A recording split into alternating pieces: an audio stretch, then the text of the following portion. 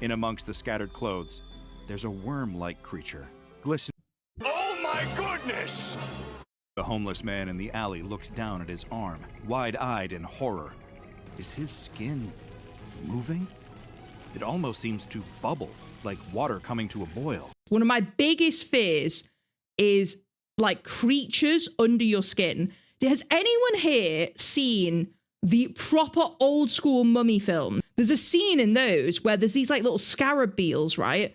And they'll like crawl around, and the thing with them is they get under your skin, right? Ever since I have seen that old mummy film with Brendan Fraser, anything under your skin moving is like such a huge fear of mine. Boil.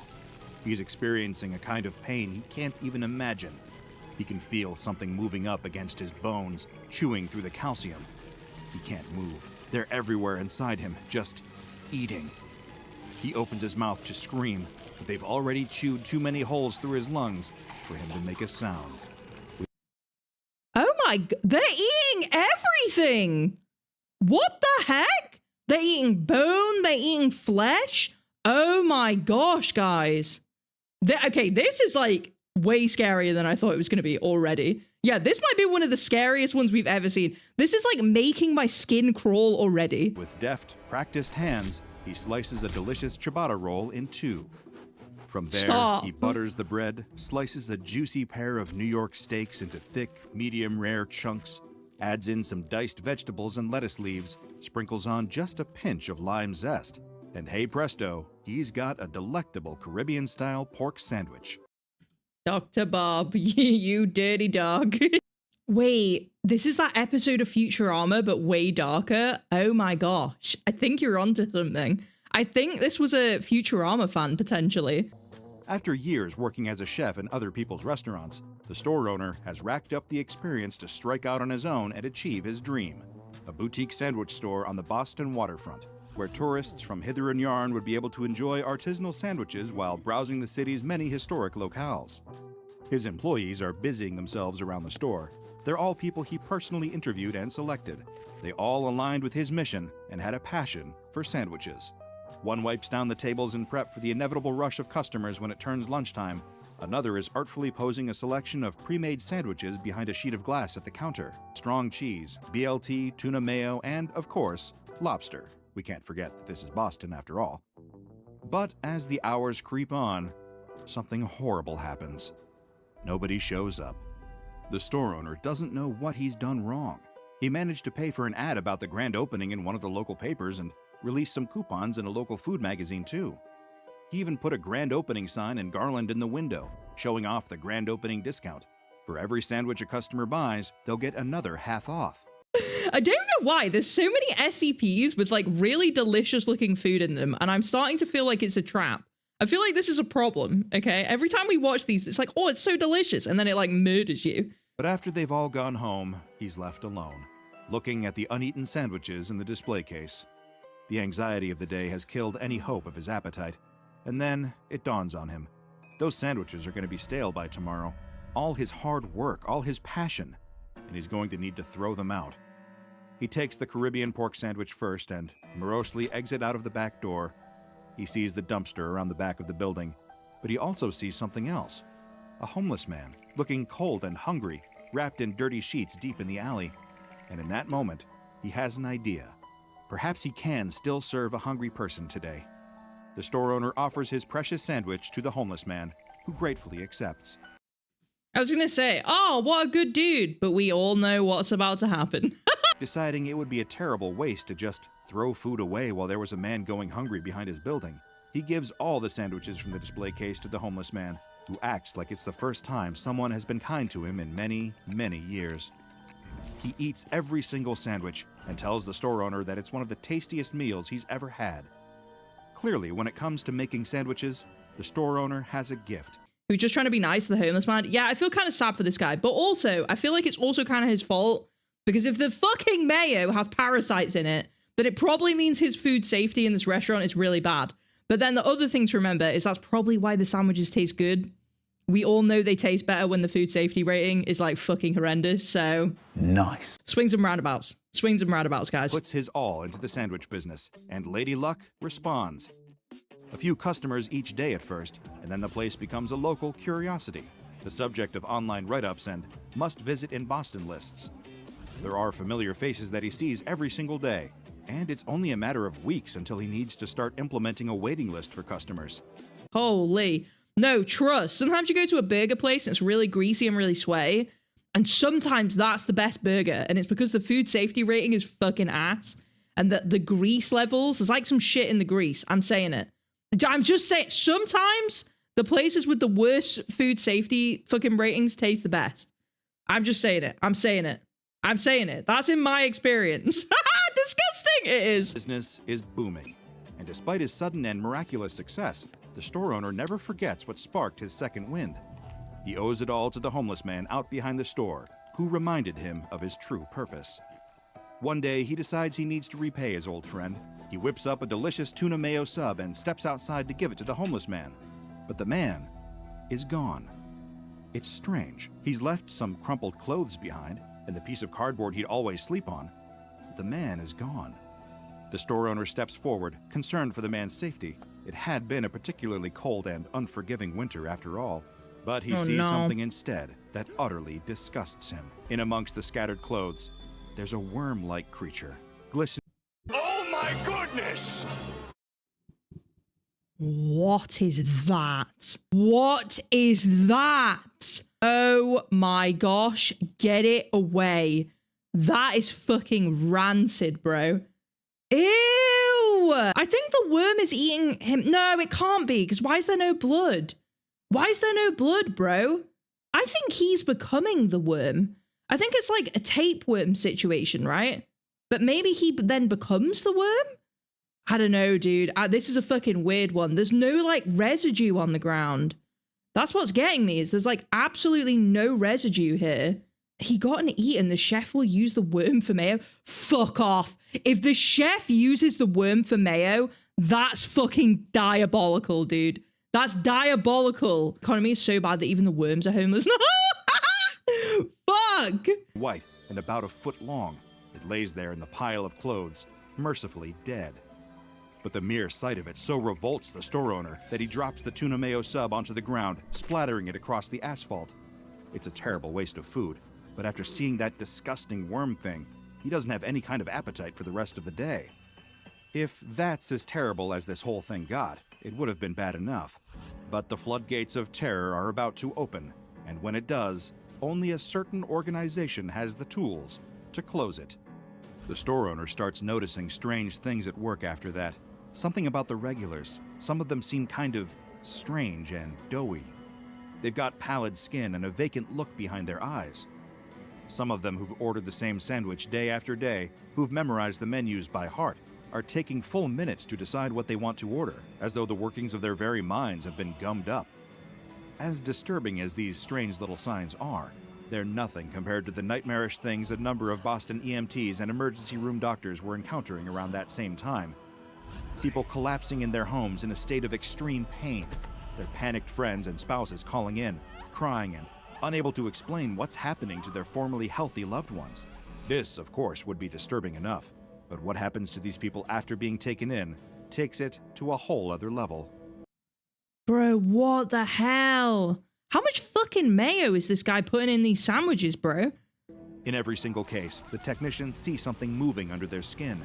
They take x-rays, ultrasounds, or in some cases, even make incisions, and the result is always the same. The bodies of the people experiencing these symptoms are full of thousands upon thousands of white worms, eating their innards from within, slowly killing them in perhaps the most painful way imaginable. Even seasoned doctors are passing out from sheer horror when they see the masses of impossible white parasites wriggling within their patients. Nah, this shit's fucked. This is fucked. Number one condiment of... Wait, is mayo actually the number one condiment of USA? That's crazy. This is messed up. They don't have is that all these victims had recently eaten at a certain up-and-coming sandwich store on the Boston Harbor. After 10 weeks of business, things are starting to cool down again for the sandwich store. The owner thinks that's to be expected. That opening FOMO hype can't go on forever. But the mysterious absence of some of his most loyal repeat customers is undeniably a little disturbing to him. These thoughts are plaguing his mind when he's alone in the store one evening, cleaning up after everyone else has gone home. As he's preparing to screw the top back onto a jar of mayonnaise, he accidentally drops it. The jar stays intact, but a large, disgusting blob of mayo splatters out onto the floor. Great, now he has to clean that up. He picks up the jar and takes it into the back alley, where he intends to throw it into the dumpster. With half of it spilled out onto the ground, it's too much of a hygiene risk for him to keep it in the restaurant anymore. But before he can throw it into the trash, his arm freezes in a moment of inexplicable hesitation. In that strange moment, it occurs to him that it's the only one in the cabinet of that particular brand. He's used it on so many sandwiches before, and yet he's never needed to buy a new jar of it either. On a pure whim, he decides to inspect it closer. The label on the back of the jar reads, "Water, vegetable oil, vinegar, eggs, eggs, eggs, eat eggs, be eggs. Your flesh is but the nursery and sustenance of our incalculable ravenous mouths. Eat eggs, consume us. Let us be realized within you. Sugar, salt, lemon juice, and love." Oh, he thinks to himself, that isn't good. I can't, but yeah, and love. And love at the eggs. Eggs and love. That's crazy. Yeah, how's this guy never looked at the label? You know what? Originally, when we were watching this, I was like, maybe the reason there's like parasitic worms in the mayo is because it's like a really old mayo or something, right? Now I'm realizing that could have been what happened, apart from it was already fucked when it got on the shelf. But this guy clearly is not checking the fucking dates on his food. I said it, bro. I said it. It's a food safety hazard. Listen, this guy is not on it with his kitchen. It's a fucking mess. That's not good, he thinks to himself calmly. Without a second's delay, he runs back into the sandwich store, wondering with horror just what exactly he'd been feeding his customers all this time. But these thoughts are interrupted when he sees that the mess of mayonnaise is somehow gone from the floor. No, bro, I was thinking when that blob came out that it was a worm. There's no fucking way that was a worm. Ain't no way. Without warning, something comes squealing towards him, about the size of a rat, with shiny, smooth, white skin, propelling itself along the ground on a collection of horrid little tendrils. It makes a horrific shrieking sound and lunges for him. Almost instinctually, he whacks it with his frying pan, sending it flying across the kitchen, where it lands against the wall with a splat. Did he just get attacked by a living blob of mayonnaise? Before he can even contemplate all the implications of that, he sees the splat slithering down the wall and gathering in a puddle on the floor. This puddle then twists and warps, taking the exact same horrible shape it had before. Tendrils sliding out of its shimmering skin. That is fucking diabolical, bro. It fucking regenerates? Are you kidding me? Formed out of the contents of almost the entire mysterious jar. And it dawns on him all at once, in every single sandwich his shop had served which contained mayonnaise, he's been putting these little monsters into people's bodies. And as the beast shakes off the shock and prepares to charge again, he's starting to worry that he might be in for the same fate. Only in Boston, right? Whether you love or despise mayonnaise, it's likely that SCP-2484, aptly titled the Parasitic Mayonnaise Worms, made you feel a little queasy. But if you're anything like the Foundation field agents who first discovered this caustic condiment, you likely have some pressing questions about what exactly you just witnessed. But I'm afraid I can't tell you that it won't get any less repulsive. To the untrained eye, SCP-2484 is a mayonnaise jar of indeterminate brand containing approximately 1,024 grams of a substance that, to all chemical tests, seems to be identical to regular mayonnaise. This substance, for the sake of avoiding confusion, will be referred to as SCP-2484-A. While inside the jar, SCP-2484-A poses no threat to anyone. But the second the anomalous mayonnaise leaves the jar or is consumed by a vertebrate animal, the disturbing effects you've already witnessed take hold. Needless to say, one should avoid consuming food infected in this manner at all costs. Masses of SCP-2484-A ranging from 235 grams to 804 grams take a more direct and aggressive route to infecting their hosts. They will use their pseudopods to actively seek out vertebrate animals and try to enter their body through any means necessary. From all major bodily orifices, and even more novel methods of intrusion, such as pores and open wounds. Nah. They did not. They did not, bro. Fuck. fuck? This is so fucked. Single gram of SCP-2484-A can become around 500 of these parasitic nematodes. If that's already making your skin itch, it's going to get an awful lot worse from there. Between 5 and 40 hours after SCP-2484-A infects its hosts, parasitic nematodes will begin eating the host's tissues, giving them the mass to grow up to 12 centimeters long. At which point, the host is likely to experience horrific pain as they're eaten from within. When the host has been entirely devoured, the parasitic mayonnaise worms will turn on each other and start eating. After all this, only one worm will be left, measuring from 20 to 30 centimeters in length. It will then enter a dormant state and die within 4 days. They don't even do anything else after hatch, eat, die.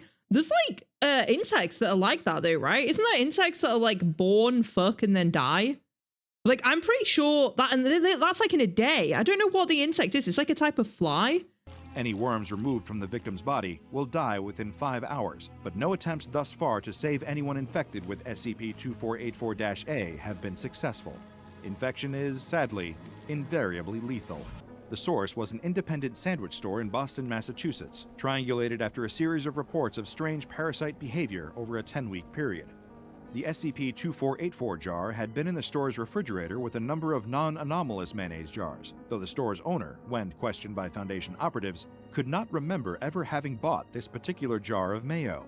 How it made its way into the store is, to this day, a mystery. Once the Foundation had contained the threat, all surviving sandwich store employees were given amnestics, along with a number of medical personnel who'd also encountered the parasites. SCP-2484 is currently classified as safe. It is kept in a standard refrigerated perishables unit, essentially a kind of high-security fridge. No more than 400 grams of the anomalous mayonnaise is allowed to be removed for experimentation at any time, and no destructive tests are authorized at this time. Any personnel hoping to access SCP-2484 need to have Level 3 access clearance or above. Condiments can be a loaded issue. I've personally witnessed arguments on the merits of ketchup, mustard, and mayonnaise that have reached greater intensity than some Keter-class containment breaches, but I'd advise you to exercise caution. Next time you make yourself a delicious BLT and you're preparing to spread some mayo across the bread, or you're wondering which flavor will perfectly accompany your next hot dog, you may not know what you're really putting into your body. Actually diabolical. Diabolical combinations here. This is a wild one. I quite like this SCP. I think it gave me the creep factor. It gave me a lot of the creep factor. Again, this like gives me memories of super old school like mummy films and things like that. It gives me like that vibe with like the parasites under the skin. That's kind of fucked up. It also gives me, do you guys remember that Little Monsters thing? Was it Little Monsters? And I can't remember who made it. It was one of those analog horror creators. We watched it a while back. It reminds me of those, like the little nuggets. And it like these different forms of a creature in different sizes. It's kind of giving me that vibe as well.